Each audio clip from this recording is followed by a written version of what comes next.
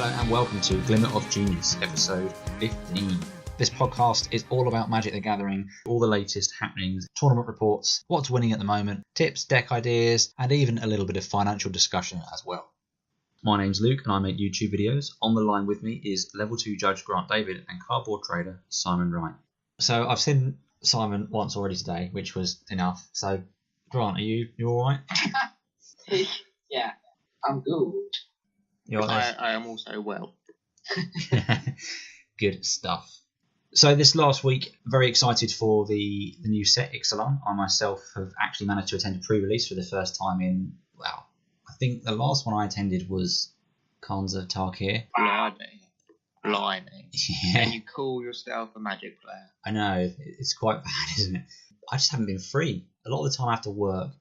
Also, the September set falls around, and I can say this because Laura will never listen to the podcast, it falls around the first time that Laura and I sort of got together. So it's kind of like a little anniversary thing. So yeah, so no. That came out wrong. Yeah, what anniversary is it? Not the wedding anniversary, like when we first sort of met, which I can kind of get away with now because we've got the wedding anniversary. So I've kind of said I'm not having two anniversaries. We can do stuff, but like basically I want to go play Magic. That's what it comes down to. So it's always, I've not, like the September one has been very difficult. Also, my birthday's on the 29th of September. So there's always stuff happening around that pre-release. So I very, very rarely ever get to go to the September pre-release. And then the other months of the year. That sounds the perfect excuse. It's my birthday, I'm going to play pre-release. This time around, it worked. Normally it doesn't, but I said I want to draft on my birthday. I went actually did a booster draft on my birthday. So yeah, I was very pleased with that. Actually playing Magic on my birthday, it was awesome. As for the rest of what I've been up to playing Magic, I've managed to do quite a few drafts of the new set. In fact, I did a sealed online as well, and it's really funny. Like whenever I put together what I think is an amazing deck, so I've made like a couple of dinosaur decks online between drafting and sealed, and they've been insane. I've had the white dinosaur that taps when you attack. I had the red-white planeswalker. I've been like just really good dinosaur deck basically, and I'll go like 1 and 2, and then I'll draft like a mediocre pirate deck and I'll go 3-0, and I don't really understand what's happening there, but I just seem to be having these weird experiences with drafts at the moment. But the set is really good, and a little bit of modern play testing, but nothing.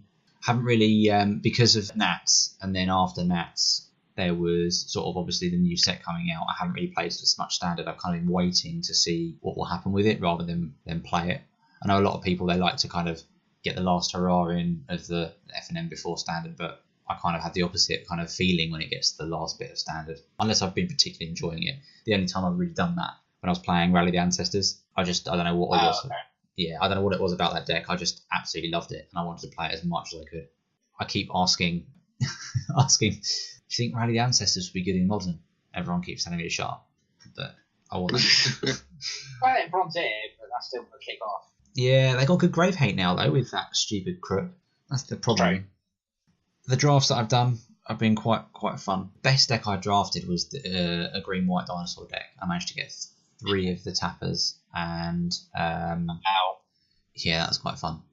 And the flying, the one that when it comes into play pumps the thing and gives it flying, that was good. That's what I've been up to in the week of Magic. What about yourself, Grant? You mentioned you were doing some judging recently. Yeah, so I judged 2 PPTQs. One was at Comic-Con in Manchester. The other one was just an Eastbourne. Fairly small in numbers of people and stuff, but they both went pretty smoothly, and I think people had fun playing stuff. You know, the most noticeable one was that to make sure that in both cases, my judge announcement that I made it clear the hostage taker has now been errated. Oh yeah. Because, you know, and that's the other creature was happening for the combo. And the other one being about that policy change they made about, you know, stuff like Path to Exile, where you have to check if the opponent is doing something or not. And I thought, you know, it being, you know, limited, that it wouldn't have anything. But apparently that card Settle the Wreckage has the same thing. Oh, and also something I didn't know, which they've added in as a big Ixalan. If you're drafting on the release weekend, you'll allow an extra 15 minutes for deck construction. Ah. Wait, what? Yeah, so normally for a limited, well, what's recommended anyway, for Limited is you have 20 minutes for deck registration and then half an hour for deck construction. But someone reminded me at the event that this was recent. I had a look on the release notes and stuff, and they were right. And yeah, so 20 minutes for registration, and they recommend 45 for deck construction if it's the release weekend, which obviously it was this weekend. So they had a bit more time to construct the deck, which I think was quite useful. I think 45 minutes for deck construction should be normal anyway. I've never had any issue with it, but I think that's definitely wise for a release weekend. So I think that's quite a good idea, to be fair. I really hate it. All the bloody sealed GPs I've gone to every time. So you're supposed to register your deck, register your card pool, sort it into order, and hand it over. Every time I've done it, there's been some knob end. Yeah. Sorted my pack. It's just a mess, and I've had to spend the first 10 minutes sorting it back out to check that all the cards are there. Yeah. So I've only actually got 20 minutes to try and build a deck. It's BS. I've always been quite lucky recently that people seem to be very efficient with it. They colour sort and they do it properly. That's what they should do. Yeah. People are not very clever though, that's the problem. I'm pretty sure one pool I got back and the guy shuffled it before handing it to me. Nice. Oh. He called it judge and they just go, nothing Wow. like that. I mean, how about you give him a game loss for being a douche? The only other thing I've been up to was I think I played a bit of casual standards on the pre-release, which was good. Now I've updated it to be new standard, obviously stuff rotating out. I'm playing the God's Gift deck. I made a new deck that's got blue white, which is updated with the new stuff fairly well. Like we lose Mausoleum Wanderer, but there's that Siren Storm Tamer, which basically does the same thing, and it's another one flyer, which is great. But as of we'll talk about it in a bit. The deck is useless. There's an Esper list, which I was thinking about putting Hostage Taker in. But so this Esper list is probably going to be inspiring me to change my God's Gift deck in a bit, I reckon. Yeah, it seems pretty good, but we'll dive into that in a bit. You said it was at Comic-Con, the PPTQ at Comic-Con? It's just a, small scale Comic-Con thing. That was all booked out. There's some people doing other board games and Warhammer and stuff as well. But yeah, there was a costume component to it as well. So people had to the entry for the PPQ was 30 quid, but you technically have to pay 40 because you have to pay 10 quid to get into the Comic-Con first. Oh. No, there was a good costume. The best one I saw, which I think did win, was someone dressed as Hellboy, and it was fantastic. Like had the coat, had the gun, had the fist, had the tail. It was very, very good. There was also someone dressed as Pac-Man, just sort of running around, just randomly munching stuff. But it was very good. Picking Smarties off of the floor. Wacka, wacka, wacka, wacka. Exactly. Okay then, Simon, what about you? What have you been up to recently? Well, we've had pre-release, obviously. The shop decided to do a special promotion for Ixalan. So whenever you made treasure, you got a chocolate gold coin. And on the back of 6 of them was an X, and we got a special goodie bag if you won one of those. But of course, that means Muggins here spent all of Saturday running around giving out treasure. Pre-releases are quite big. It's like 30 people normally. You can make a lot of treasure in this set. So it's like two or three of us running around giving out treasure all day. And there was one kiddie that he was quite a young kiddie. I don't know exactly how old he is. He must be like 8 or so. And he just made a deck generate treasure. And he was like getting like 20 gold coins a game. His plan worked though. He got a goodie bag in the end. And I went, right, okay, you can only bring one goodie bag now. So, you can only just you can have chocolate if you want, but you can't get any more goodie bags. You're trying to think he'll just be like, okay, that's fine, I'll finish now. I literally turned my back, like, treasure. Oh, God, here's more coins. But it was good, everyone had fun, but yeah, it was a hassle to run that one. Yeah, I bet. I got to plan the Sunday. And I built, it's really annoying because I did a lot of blue-black rares, and my primer was blue. I also put the red-white planeswalker, and the dinos just look so much better. So I played dinos, and then we done second pre-release and done dinos again. Not as strong, but every time the pool just seems so much better than playing the blue-black pirates or the merfolk. You just play big fatties and run them over. Yep. Also got to do 2 drafts, and the first one I sat down going, don't do dinosaurs. But I opened Star of Extinction. I was like, if I play this, it means I'm going to be red-green fatties, just to get the ramp up into order to play if I want it. So I was searching the pack, just for anything else not in red or green to play. And my second pick would have been Favourable Winds out of that pack. And that would have taken me in a totally different direction. It just didn't cut the mustard. So I went red green dinosaurs again in the first draft. But the second draft, I finally took a total different turn and played Merfolk. And I've got to admit, it's a lot more powerful than dinosaurs. Oh, Like stupidly strong. But how many of the Merfolk rares did you get there, or uncommons? Did you get the guy that puts counters on stuff? Open the blue lord, not the lord, but the one Unblockable. it costs the mana to target your Merfolk. Oh, that one. Okay. Yeah, I passed it because there was a foil Ripjaw Raptor in the pack. Which I did play. I still played it because I was blue-green. But it was worth like probably at least 5-6 times more than the Merfolk guy. Yeah. The Raptor is, and it's also a good card. And it is very good. Yeah. I had lots of 2-drop Merfolk, and then 2 of the new instant spell that gives a +1 to target creature and target Merfolk. Very nice. You can just put 2 +1 counters on a Merfolk. That is good. And smash it in. I don't know if I feel like that the Merfolk deck is more powerful than the dinosaur deck. I suppose it depends what pieces you get in either scenario, but if you get the right pieces in the dinosaur deck, you can just have like turn 3 Monstrous Saw, charging Monstrous Saw. Which one's Monstrous Saw? 5 mana, 5/5 of Trample and Haste. So if you basically play the ramping humans into the dinosaurs, you can get turn 3, 5/5 of haste. Obviously that's a bit magical Christmas Landy, but it's not unlikely to have that on turn 4. With the help of the mana accelerants, the dinosaur decks can do some pretty dumb stuff. But Merfolk deck is powerful though. Yeah. With I think we discussed it with the Merfolk, you can end up with a 4/4 in turn 2. No, it's good. It is good, and I like one thing I do like is the Frostlinks Merfolk as well. I can't remember his name. Water something Trapper. That's very good. Yes. Yeah, I only had one of him. But yeah, so yeah, we've done that. Got League starting. I put a bounty on the shop owner. So if anyone managed to beat him all 4 weeks, they win a masterpiece. So I'm really hoping he wins. He opens a good pool. Otherwise, it's going to be a costly promotion. Yeah. We've also got our PPTQ on Saturday, our modern PPTQ. So we can get ready for that as well. Do you know what masterpiece you're going to do? Virgil's Gear Hulk. Oh, nice.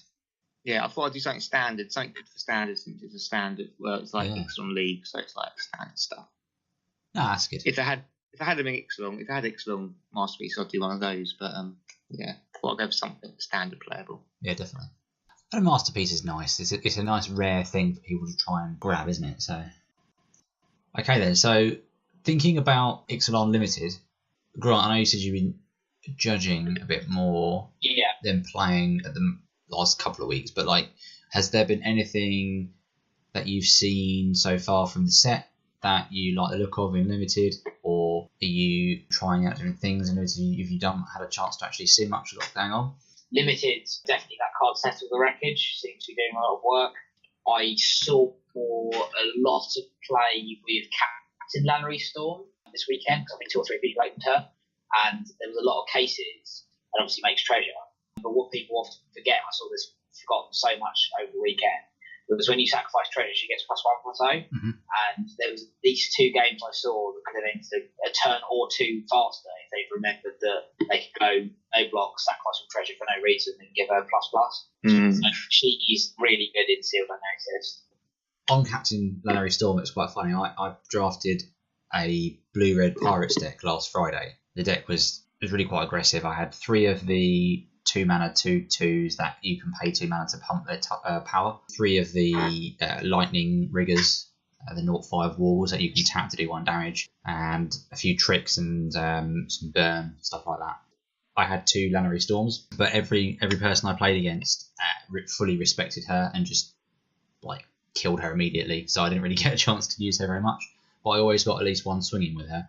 So I only really ever ended up using her as a bit of a mana accelerant, which even that was pretty good.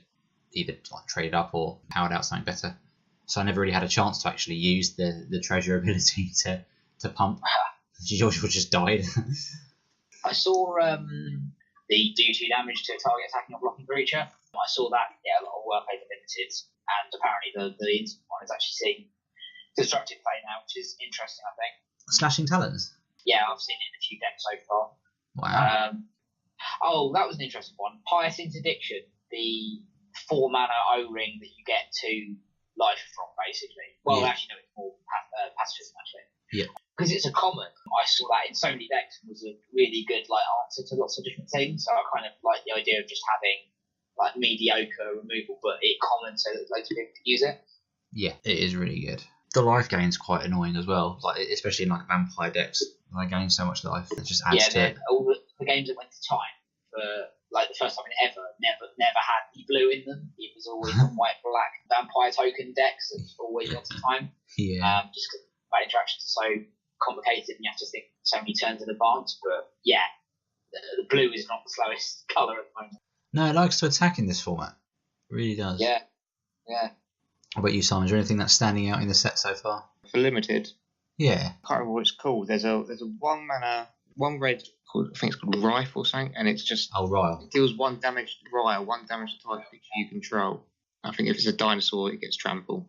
But it's sorcery speed, but you get to draw a card. You think you have it in your deck, you just think it's mediocre, really.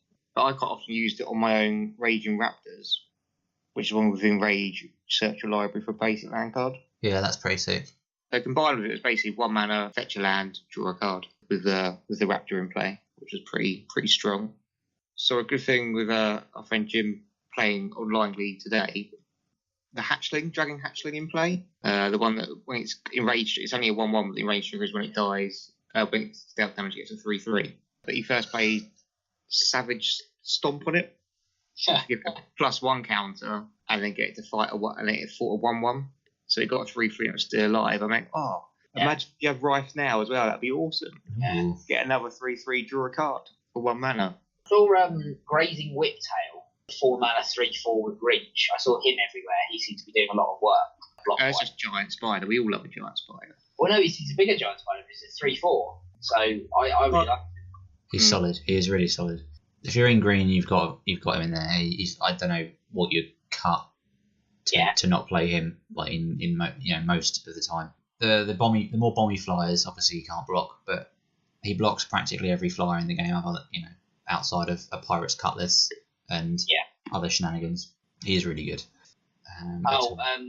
Redoubled volley or whatever it's called.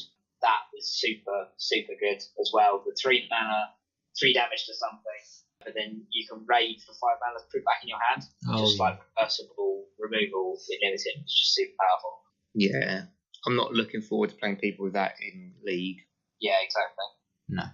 One thing I was really low on to start with was Rummaging Goblin, but in Sealed, especially, did some Sealed practice the other day, and it was just great. Turned all my dead draws late in the game. There's quite a few board stalls in this. From my personal experience, I felt the board gets gummed up quite a bit. Maybe that's just a limited thing in general, but he helps with that. Sorry? It's never made the cut in my red-green decks, my red-green dinosaur decks. No, I don't know if I like it as much in draft, but if it's a bit slower in Sealed, I'd never really played it as well until the other day, and it was really good. Again, with the situation when I was allowed to untap with it, and had a board stall, and I was effectively drawing 2 cards a turn and filtering out all my dead land draws being ditched to get something more relevant. It was good, but I'm not sure. You're not rating it at the moment, then? I haven't played it. It's a looter, isn't it? Well, technically a rummager, because you have to discard. Yeah. I could maybe see it in more of a red-blue build, or maybe red-black. I just think red-green, just the dinosaurs, you're just much better and bigger things to play. Yeah, which I think that's where I've been with it before. You look at it and you think I'd rather play any of my other 3 drops, which are much more relevant power and toughness. Yeah. But I think he's gone up in my estimations for sure. But yeah, it's difficult to, if you've got other more intimidating creatures, to not just play them. At the weekend, I saw someone, again, I couldn't stay, they were being a bit silly, but I saw someone open 2 Sanctum Seekers, so the 4 mana 3/4 vampire that gives all the other vampires life drain when they attack, and then 2 of the 1 mana 1/2 vampires that makes them lose life when it attacks. Ugh. And then he chose not to play black. Fair enough. I can't say what are you doing, but yeah, just the idea of having 2 Sanctum Seekers out and attacking and draining them for 3 is just ridiculous. Did I ever tell you about my first ever GP? No. There was Nationals in Brighton, but I think at the time it was the Nationals and the GP. I'm not sure. It was my first ever big match. I'd only been playing for like a month. I didn't play the main event, but I sat down for a sealed event, and they said, "Oh, everyone here played before, yeah?" And I sort of raised my hand, and no, and everyone looked at me like I was a weirdo. And the judge kind of explained briefly, like, okay. So then I registered my pool, built my deck, and then halfway through round one, I had 2 judges come over going, "Can you come here for a second?" I just went, "Is this your deck?" And I went, "Yeah." I went, "And this is your pool?" I went, "Yeah." "And you decided to build that?" I went, "Yes." They said, "Okay, carry on." It's like, I've obviously done something very wrong here. I gotta admit, it didn't make me feel very good. No. Oh, there's one other card that I really like at the moment. It looked really underwhelming at first, but it's been really, really good, both in the decks that I've played it in and the decks that I've played against, is Pirate's Cutlass. At face value, it doesn't look very good, but the fact that you play it with any pirate and you can equip it is really nice. And it's irritating because it helps all the crappy pirates with their low stats to trade up for all your dinosaurs if you're playing that sort of deck. I found it really good. Or if you just stick it on a flyer, it's a pain in the ass. So I really like Pirate's Cutlass right now. And Fell Flagship's been a nightmare as well. The 3/3, which gives all vampires +1 toughness, all pirates +1 power, and when it hits you, it makes you discard a card. Yeah, I've had a lot of people buying them from me. That's enough of Ixalan Limited, I think. Let's have a little chat about New Standard. Dallas Open. The main event was Standard Open, and then there was a Classic event as well, so I'm guessing that's some sort of thing that runs alongside it, maybe on day 2 or whatever. Having never been to a Star City Games event, I'm not 100% sure. But the top 8 of the Standard Open, which I'll post a link to in the show notes, saw 2 Blue-White Approach of the Second Sons in the top 8, 2 4-colour energy decks, 1 Godpharaoh's Gift, 1 Sultai Energy, 2 Sultai Energies, and 1 Ramanat Red. So 1, 2, 3, 4, 5 different deck archetypes there. Oh, that's good. Maybe 3 arguably, but I mean you've got a solid control deck, aggro deck, mid range, and then I don't know how you quantify it as per Godpharaoh's Gift, but yeah, the Sultai Energy decks. Just look at the first place one. So it's playing things like Glint Sieve Siphoner, Walking Ballista, Long Tusk Cub, and Winding Constrictor. So cards we've seen before, but then it's splashing blue for things like Scarab God and Hostage Taker. So Hostage Taker's really broken out. I know, Simon, you said to me the other day it had spiked a bit, is that right? Doubled in price, yeah. Yeah, oh, wow. Yeah, so what would you say? Buy Hostage Takers now? No, too late. Too late. I almost bought some more this morning just to restock because someone cheekily came and traded for mine the day before the spike. Bastards. And I was tempted to get some more today at £9 a pop, along with some other bits and pieces that I'd run out, that I'd sold out of already. But I decided against it. It's already on the decline again, and so the margins weren't in it for me. So I decided not to. People just have to buy. I've still got 2 promos and a set foils, so I'll just have to sell those to people instead, because that works well. Trying to sell foils to standard players. Yeah. I think it's really interesting. With the exception of the Scarab God, you've got Rogue Refiner as the other thing, which is really nice. It's interesting that they demand about splashing blue almost entirely for Hostage Taker. I mean, Rogue Refiner's good, but it almost feels like an afterthought to me, because like the real meat is Hostage Taker and Scarab God. I mean, if you're getting multiple uses out of your Hostage Takers, it just seems pretty insane. So what's the deal with Hostage Taker? Why is it so good? So it's when it enters the battlefield, the extra target artifact or creature until it leaves the battlefield. And then you can cast it with any mana. Yeah. I did have someone cast it against me in draft. I just killed it straight away. Yeah, it's like an Ashiok on a creature, almost, if you remember. Well, it's like Owen on a creature, isn't it? Yeah, but it's more than being able to steal it and cast it. Like you could do with Ashiok, which was crazy. Yeah. True. If you think like a lot of these, especially against like a teamer deck, you're going to have games that go potentially quite long unless someone steamrolls the other. Yeah. So Hostage Taker on their Long Tusk Cup, and then casting that is going to be good, and then using the Scarab God to get it back, it's just going to be insane. When you've traded off so many resources throughout the game, you're getting to that point where you're just both top decking, and someone's got a Scarab God and access to Hostage Taker from either graveyard. It's going to be pretty dumb. Yeah. And Ballista as a 4 of as well, which is pretty solid, which I think would have been potentially paying dividends against a deck like Ramanut Red, which was in 2nd place. So it'd be interesting to see what the Ramanut Red looks like. I suppose it won't be that surprising, really, because it's not really taking much of a change. It lost a couple of 1-drops, but then if you look at the 2nd place deck, it's just gone with the 4 Bomat Courier, which is standard, and then had the 4 Soulscar Mage as the other 1-drop, so still got 8 1-drops. Earthshaker Kenras, Hazarets. This one was playing no Glorybringers main, and had 4 Glorybringers side, 1 Chandra in the main, and then just adding in Lightning Strikes and having Shock. Do like a red deck. I think we knew it was going to stay. It was pretty rotation proof. Yeah, which is why I think the 4 ballistas would have been very useful.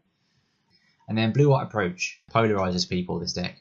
So basically leaning heavily on Approach of the Second Sun, which if you get to cast it twice, you win the game. Oh, it's got 2 Gideon of the Trials in it. Yeah. They were playing that before, but not. If you look, there's 2 decks, and one of them's playing it, one of them isn't. It's nice because it's kind of like a pseudo fog early on if you got 1 creature on the board. Just basically removal, counter spells, and then lots of card draw. One of the nice things about this deck that you can do is if you get to 7 mana, and cast Approach, and then you're able to untap, if you've got a Glimmer of Genius and any other, maybe, I don't know, Supreme Will, then you could pretty much dig to the Approach and then cast it on the turn after that, which is quite nasty. One thing I was messing around with, which isn't in this list, was, what's it called? The 5 mana Spell Swindle. Spell Swindle, that's it. Yeah. I tried out one of those in the main and one in the sideboard, and I've got Torrential Gearhulks in the sideboard, like this deck has as well. And yeah, you can see where I'm going with it. I've done it once so far, and it feels pretty good flashing that back, which is just insane, as you can imagine in a control deck. Spell Swindling someone's Gearhulk, and then being able to cast another Gearhulk. Like, you can chain Gearhulks, it's just insane. It might be a little bit too cute, but I don't know. And one card that I particularly like in this is Search for Azcanta as a 2 of. So I wasn't really that big on Hieroglyphic Illumination, which was they were playing sort of pre-rotation, which was like a not so good Glimmer of Genius because you're not scrying, but you could cycle it instead. Whereas Search for Azcanta, the new blue enchantment, is it because of the effect it gets? It's the one where you pay 2 mana at the beginning of your upkeep. You can look at your library and either put it in your bin or you can leave it on top. And then if you've got 7 cards in your grave, you can transform it into a land that you can basically cast Impulse off of every turn, which is quite nice. But it's only really good in a deck where you don't have many creatures in, because obviously you can't draw creatures off of it. So I think that will probably help to suppress the price a little bit because of it being such a niche little card in this sort of deck where you're just trying to draw through as many cards as you possibly can to either just to cast Approach or stop yourself from dying so that you can cast Approach. It's perfect. That's Blue-White Approach. It's pretty solid. Have you looked at Sunbird's Invocation for Approach of the Second Sun? Someone was talking to me about this, and I wasn't sure if they were taking the mick. I think they might be. I don't know. But, this is the 6 mana enchantment, right? Yeah. So this cast a spell, you exile the top X cards of your library, where X is the card's converted mana cost. You reveal them. Reveal, and then you can put a card with X converted mana cost or less, or you can just cast that without paying mana cost. Yeah. So what? The idea being you cast Approach and then you immediately cast a second Approach. Yeah. Ah. Layer the triggers so that you dig for the second Approach first, cast it before the first Approach you resolve from your hand. What's the card that you're using again? Sunbird's Invocation. They're both cast triggers, so I think so. So what are you saying? Okay. Cast it, and then because you've cast it, Sunbird's Invocation triggers, so then you find a second Approach, and then cast it, and because you've already cast the first one, the second one wins you the game. But if they count... the second one won't, because you haven't cast the second one from your hand. The first one, you need the first one to win you the game. Because that's the one you've cast from your hand. Oh, if Approach... So can you layer it so you find the second one, and it resolves, and then the first cast trigger is still on the stack, and it's like, okay, you have cast the second one, so it resolves. Let me see the wording of it. And you win the game. I'm not sure. I think there's a different way to win it, but No, I think you're right. I think, you'd cast the first one, and then the trigger happens, so then you get a second one. you cast the second one, and then that just does its thing, goes back in the library because you haven't cast it from hand, so you don't win, but you get to put it on back in your library. And then when the first one's still on the stack at this point, still being cast, and my assumption would be, as that resolves, it would check on resolution, and therefore you win. Yeah, you're right. Yeah. Whee! Yeah, so you just have to get lucky, and obviously you can't find the one you just cast, but you can get lucky and hit another one, and then you get to the first one you cast, which ultimately is the second one, for what the card thinks, and then you do what the card says, and you win the game. Paint me Timmy. I'm sure people have tried it, and it might even be good, but I'm sure it's not good. Yeah, but I don't know. It depends how slow standard's going to be. The issue with that is, like, how many 6+ do nothings do you want in your deck? Right. Well, yeah, you got to spend turn 6 playing that out and do nothing. Turn 6 is usually spent staying alive to try and get to turn 7. Yeah. Which is sort of approach the second son's tactics anyway, isn't it? Yeah, so this is my point. Playing a 6 mana do nothing and then getting hit in the face or letting them, I don't know, cast anything which is bad is not good. Yeah, I don't think we could. I just thought I'd throw that out there. I remember someone was talking about saying, the red removal is better as well. You can get some cheaper red removal, but I don't know. Seems like you say a bit of a Timmy thing. And then the other decks were effectively Teamer Black or 4-color energy, whatever you want to call them.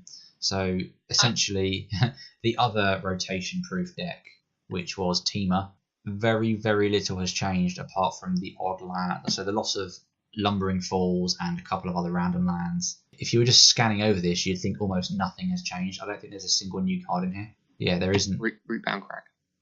Yeah, excellent. Which I guess technically isn't new, but that's the straight swap from the game trails that they were playing. So this is better than game trail in my opinion, anyway.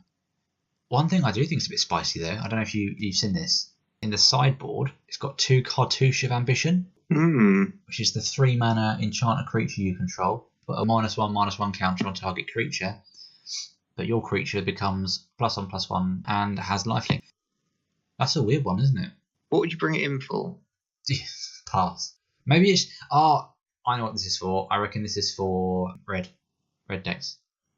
Oh, yeah. So they tap out to hit you, and you've got almost any creature. So imagine a Long Tusk Cub or whatever, and they're just like, we're going to hit you and then make it so that can't block, and so whatever. And you just go, okay, I'll cast a Cartouche of Ambition, kill your X1, and swing for 4 life. Yeah. So actually, this isn't too bad against red, because even if you do get 2 for 1, you probably killed something, but probably terrible against anything else. The other energy deck is very, very much the same.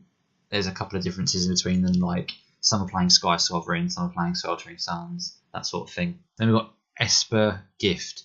Grant, do you want to talk about this one? You were talking about gifts. Yeah. Oh, shit. Hostage Takers in here as well. I should have bought them. Yeah, that's annoying actually, because then I effectively want 4 of them. Yeah, I was looking at this one, and like I said, I've been able to replace the stuff is rotating out for my blue-white version of this, which obviously based on the original one. So mine uses the Siren Storm Tamer instead of Mausoleum Wanderer and some stuff. But yeah, this one, it's got a few that I probably should have put, or probably should have been in the original build to put this, because Walking Blister, I did think that would be an interesting one to bring back, because a bit like I had a bit of spice and put Newscraft Mob in, which came back as a 9/9, because it was a 4/4 with 5/1 counter on there. Yeah. With Walking Blister, obviously it comes back to 4/4. You can then pay some mana later to put some counters on it, and of course it won't die if it's down to 0/0. But what I completely overlooked is the fact that you need creatures in your graveyard. So you can just play this for 0, it goes to your graveyard, and you can also use that to trigger a Gate to the Afterlife as well. Nice. Which I think is a really good idea. Then you've got some of the newer stuff like Boner, Butcher, and Magan, or whatever nickname around Blood Baron this card's going to be called. Seeker Squire, I quite like. The 2 mana, like when it comes in Explores, I think I quite like that. Although it's 2 mana, I think it replaces the Thraben Inspector slot. A cheap guy that does something cool when it comes in. Obviously, Hostage Taker is the big thing in here, just because it's good, and also being able to bring it back and do its thing. Like you were saying before, I kind of do want to build this one, but it doesn't mean I'm going to have to spend money on Hostage Takers and Boners, and I think that's it. I just need expensive stuff, but still. I got some nice foil ones. Yeah, I'm good. Damn. That is good. I'm going to carry on with my blue-white one, see how that goes. But I was thinking about splashing black, so if I get some hostage takers, I think I might just do that. It's quite a light splash. I mean, you don't need the Seeker Squatter, even though it's very good. I'm sure there's other cards you could play in its stead. I think in the meantime, I might just add Walking Ballista to my other one, because obviously that's colourless. Because I really do like the tech that involves. So we'll see how that goes. And it's also just nice to have against red, I suppose, isn't it? I said that earlier in the deck, but there's a miserable card for them to deal with. How many Godfarer's Gift do you tend to run?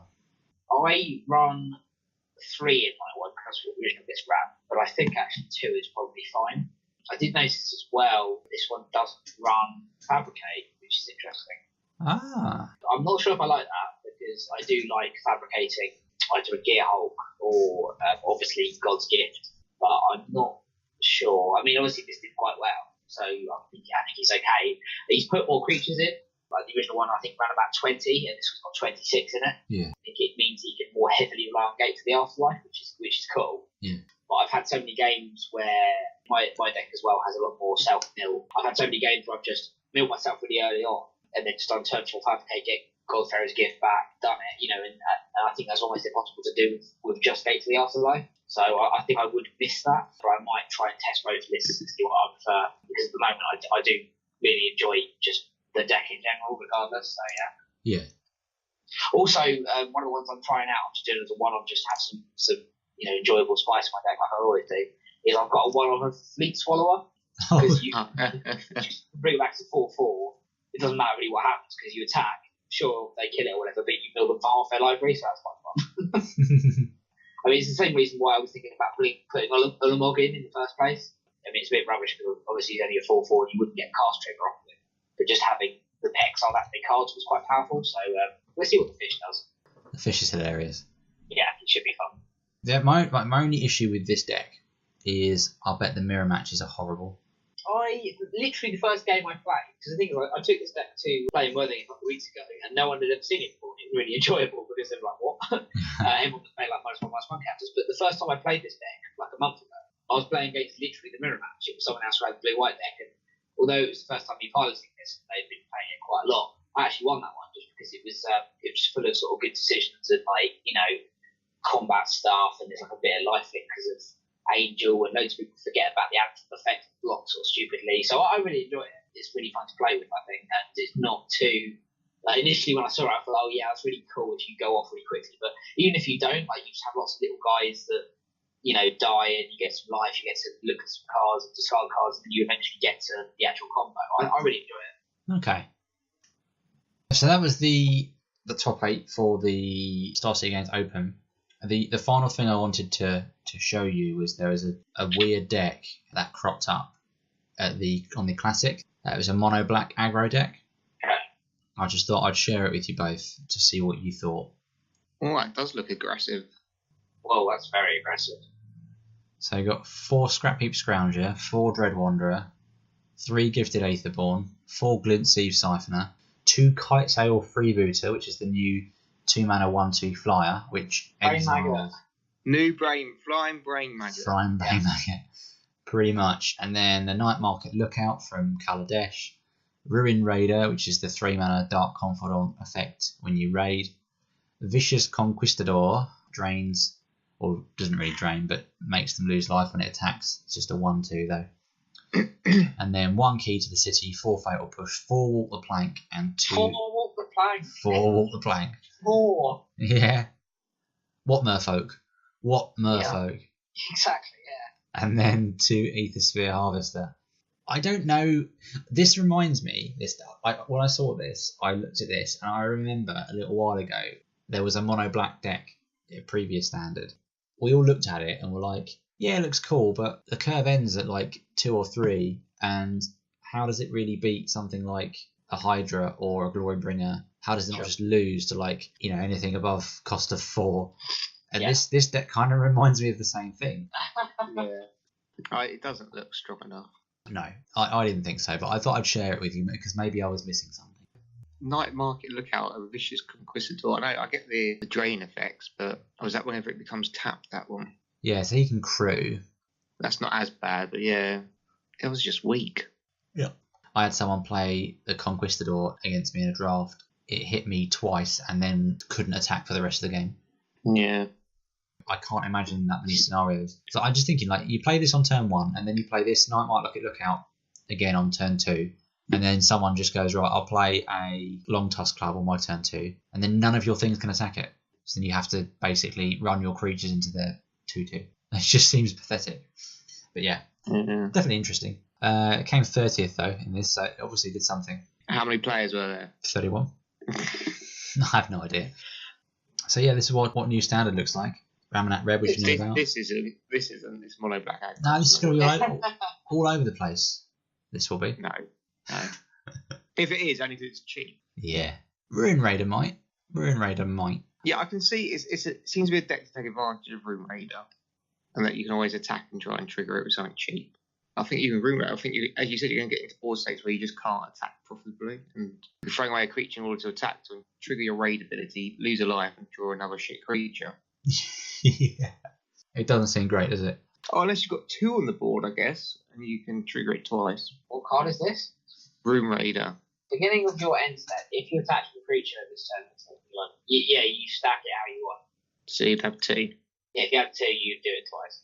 Yeah, I can see that would be quite strong. As you get 2 in play, and you were drawing multiple cards, you could just out-card advantage your opponent, draw your removal spells to keep on attacking. And I guess you could just keep chucking your Scrappy Scroungers and Dread Wanderers in, actually. Only ones you don't mind, really. It's just the other 7 1-drops that are dreadful. Red Black are better, because you can play Bomat Courier, which is arguably better, and has haste. And then you've got Soulscar Mage, and then you add Burn into the mix. Anyway, that was the mono black.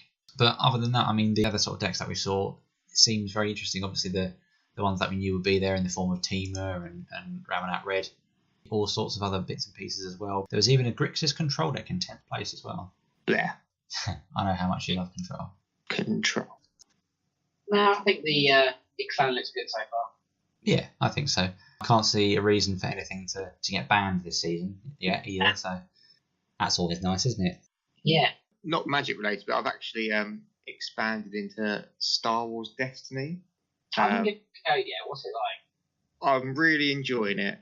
Hence why I decided to pick it up and add it to the singles to stock. Play Dice Masters? I did play Dice Masters, but not enough. How does it compare to that? I'm enjoying it a lot more than Dice Masters. Oh, okay. Because I really enjoyed Dice Masters. It was just not, able to find that many games about it, really. Dice Masters is fun. This seems better. I don't know if it's just because it's Star Wars, but it's different. It is different. It seems a lot more... I can't find the word to describe it. It does feel more magic-y. Okay. Yeah. There seems to be a lot more strategy involved. Yeah, give it a go. It's really good. I really liked it. I got to play a multiplayer tournament on the weekend, and that was a lot of fun. Real fun. Is this the one where you sharked everyone? I did, yes. First, I only played 3 games before. I turned up and won the tournament. That wasn't my intention. I just sat there the whole time. I'm new, don't attack me. And they pitied you. And then stabbed everyone in the back. That's how you win and make friends. Yeah, that's me done. That's all I wanted to mention. No, that's cool. No, I think we're good then. So that is all for now from us. Thank you very much for listening. If you enjoyed the show, give us some feedback. Search us up on Facebook and leave a comment. Follow the group and keep up to date with whenever we are sending out podcasts. We can also be found on the MTG Cast network. That is mtgcast.com, as well as our own podcast website, which is glimmerofgenius.podbean.com. Also, if you're interested in even more Magic the Gathering content, then check out my YouTube channel, Vincent Games. Thanks very much for listening, and stay tuned for more. Take care, guys. Yeah. See you later.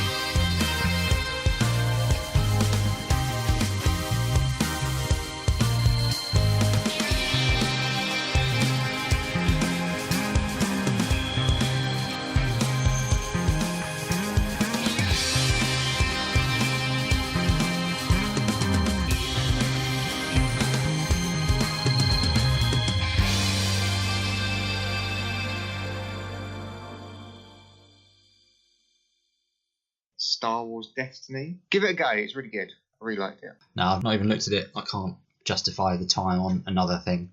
No, it will be another time. I haven't looked into it. I was lucky enough someone lent me a nice deck to play with. I haven't had time to build my own deck. I was cracking some boxes of the new sets, going through the cards. And my wife was going to go, what are you doing? I was just thinking about pricing cards and stuff. She was that's not your work face. That's your deck building face. No, it's not. Just put them down. We're selling them. Oh.